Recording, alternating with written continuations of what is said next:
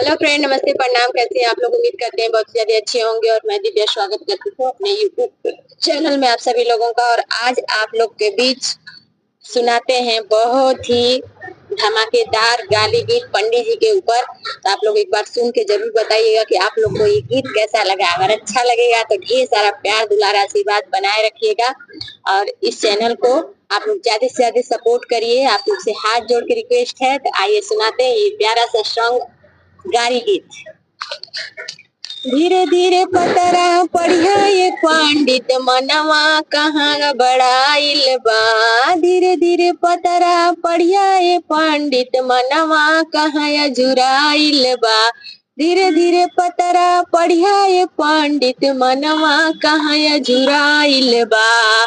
कुर्ता पहिनला टोपिया पहिनला धोतिया कहाँ भुलाइल बा। कुर्ता पहिनला टोपिया पहिनला धोतिया कहाँ भुलाइल बा। धीरे धीरे पतरा पढ़िया ये पंडित मनवा कहाँ झुराइल बा। धीरे धीरे पतरा पढ़िया ये पंडित मनवा कहाँ झुराइल बा। कुर्ता पहिनला टोपिया लगवला कजरा कहाँ भुलाइल बा। कुर्ता पहिनला टोपिया लगवला चश्मा कहाँ भुलाइल बा। धीरे धीरे पतरा पढ़िया ये पंडित मनवा कहाँ झुराइल बा। धीरे धीरे पतरा पढ़िया ये पंडित मनवा कहाँ झुराइल बा। टीका लगवला चंदन लगवला चश्मा कहाँ भुलाइल बा। टीका लगवला चंदन लगवला कजरा कहाँ भुलाइल बा। धीरे धीरे पतरा पढ़िया ये पंडित मनवा कहाँ झुराइल बा। धीरे धीरे पतरा पढ़िया ये पंडित मनवा कहाँ झुराइल बा। रुपया न पैबा पैसा न पैबा गद्दा तोहाँ देवाइल बा। रुपया न पैबा पैसा न पैबा गदहा तोहाँ दिवाइल बा।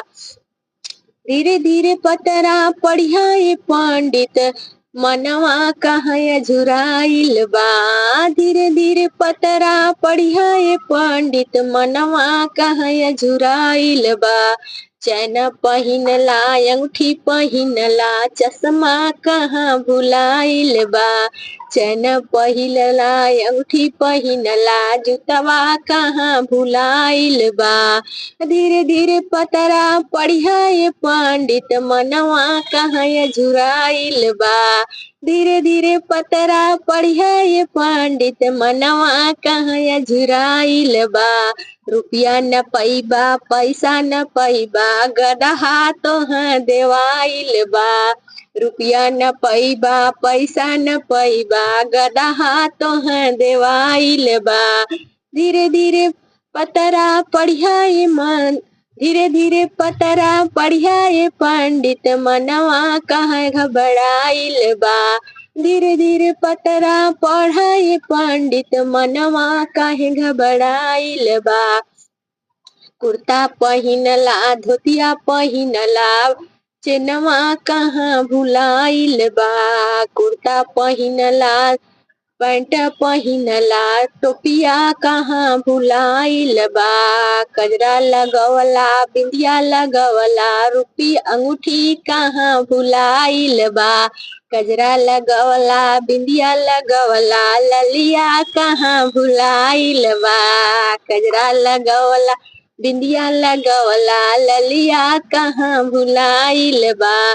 धीरे धीरे पतरा पढ़ा ये पंडित मनवा काहे झुराइल बा। धीरे धीरे पतरा पढ़ा ये पंडित मनवा काहे झुराइल बा।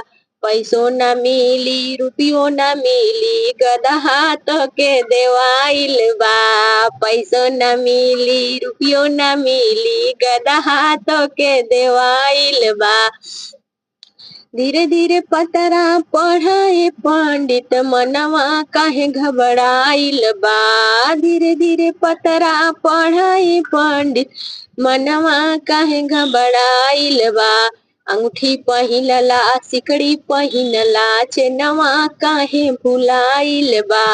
अंगूठी पहिनला सिकड़ी पहिनला हरवा कहाँ भुलाइल बा। धीरे धीरे पतरा पढ़ाए पंडित मनवा कहाँ अझुराइल बा। टोपी पहिनला शर्ट पहिनला धोतिया काहे भुलाइल बा।